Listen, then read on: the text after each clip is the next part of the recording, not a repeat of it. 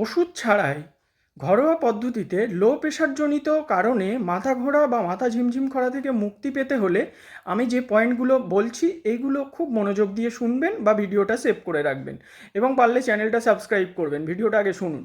Number one, সবচেয়ে প্রথমে আপনাকে যেটা করতে হবে সেটা হচ্ছে কাঁচা নুন। বাড়িতে যে লবণ থাকে ওই লবণ, কাঁচা লবণ প্রতিদিন 1 চামচ করে দিনে 2-3 বার করে খেতে হবে এবং সেটা শরবত করে আপনি খেতে পারেন চিনি মিনি দিয়ে, যদি ডায়াবেটিক না হন।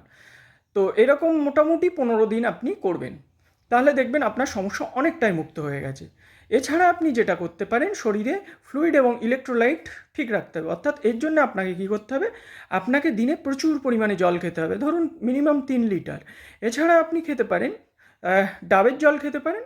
এছাড়া আপনি ওআরএসও খেতে পারেন, অ্যাটলিস্ট প্রতিদিন একটা করে ওআরএস দিন 15-20 খাবেন।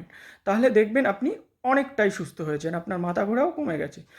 যদি আপনারা এই ব্যাপারে আরও অনেক পয়েন্ট আছে যেগুলো আমি বলতে পারছি না এই শর্ট ভিডিওতে, যদি লং ভিডিও চান, পুরো ডিসকাশন চান, তাহলে কমেন্টে জানাবেন এবং চ্যানেলটা সাবস্ক্রাইব করে রাখবেন। Thank you.